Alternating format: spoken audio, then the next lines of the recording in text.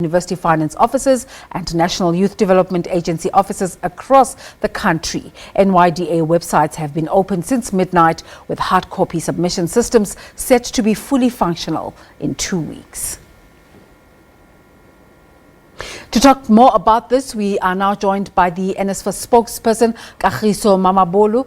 Kagiso, a very good morning to you. Has the online application system gone live?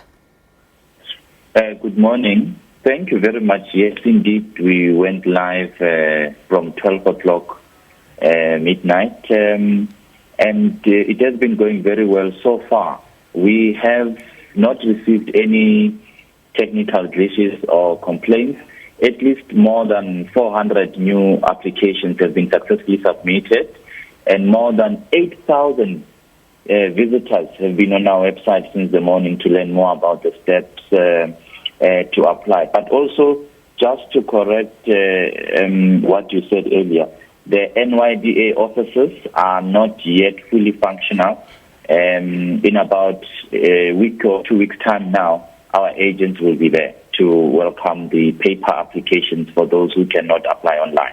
Thanks for that clarification. So the NYDA offices will only be for hard copy applications? It will be for both, but we do understand that our applicants who are from the rural areas may not be quite familiar with online. So if they want to take the application home, they will be given the paper part. When they return it, our officials will capture it and give them a proof of submission in terms of a reference number, and ensure that only those that have got the correct supporting documents are received, as NSFAS will not accept uncompleted application form that does not have supporting documents. So tell us, Kagiso, what does one need to apply in terms of having a full set of paperwork? I mean, we have cut down unnecessary papers. Only this year you require your ID copy as an applicant, and also your parents' copy. You also need to submit to us a consent form, which needs to be signed by the parents. And I must explain why a consent form is important. If your parents don't have an income, or even if they work, we must verify that information before we conclude your application, because remember, only applicants whose income is below 350,000 per annum will receive this funding. Therefore, we request them to declare their income and give us permission to verify with third parties. We don't need affidavits from the police station. We don't need matric results. We don't need final year results. Those results will get them directly from the Department of Education. So the decision by the National Student Fund to rope in the NYDA, why was that? And what will their role be? Their role is to help us reach those in remote communities who may struggle with connectivity. So even though our online application takes 5 minutes, you can do it using your cell phone, or you can ask your neighbor to use their computer to connect. But we know that connectivity is a problem in the rural areas. Therefore, NYDA offices will be our extension to reach those in rural areas. Just last year, we received only 50,000 paper applications. Out of over 400,000 applications we have received, only 50,000 were paper. Therefore, we know that it may not be significant, but it's better to plan for that than just to wait for later.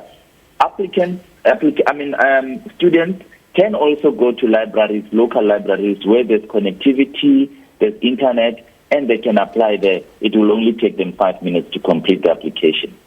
So, Kagiso, have we seen the back of the problems at NSFAS, the backlog that Minister Pandor was worried about? Has that completely been sorted out? The backlog has been reduced. You know, the administrator, when he started his first 10 days, was to clear the backlog. And successfully, NSFAS has paid more than 1.2 billion, which is allowed students to get funding for their fees, but also which allows students to receive their allowances. We know most students at the beginning of the year did not get money for food and for books. Most of that money has been backdated. Students are happy and are already spending that money.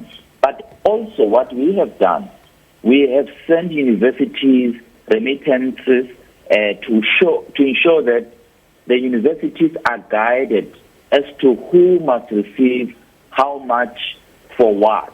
Therefore, we don't have a situation where universities have these billions of rands and they don't know to whom they should allocate the funds. So, indeed, the backlog has been cleared, but our biggest concern are UNISA students who still have their 2018 agreements not signed.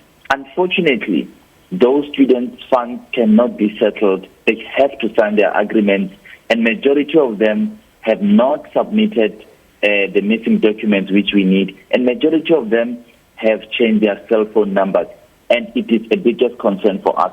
I think we need to tell the students that the contact number you give us at the beginning of your application, it is the contact number which will continue to communicate with you. Should it change, please call us on our toll-free number, which is free, and I can give it to you now. It's 6000 67327, 6000 67327. We'll have to ask you for that number again, but just give us more clarification there, Kagiso. This 2018 agreement you're talking about in terms of UNISA, is it only UNISA students that are affected? And what do you mean that you haven't paid them out? Well, it is the terms and condition and the rule that if you get the funding, you must sign an agreement with the terms and conditions. If you don't sign an agreement, money will not be paid. Even if you have confirmation that NSFAS will fund you, even if you register for free at the beginning of the year, for as long as you have not signed your agreement, no fees will be paid for you. No money will be given to you.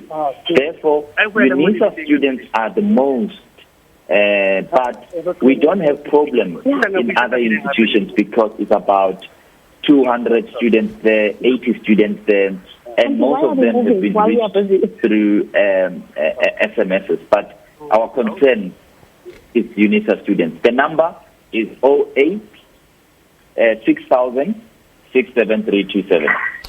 Okay, thank you so much for that number. Again, we hope our viewers got it. I think it's 0860 067 327, the number for NSFAS if you're a student and you're wanting to interact more with them. That was NSFAS spokesperson Kagiso Mamabolo talking to us about the NSFAS online application system.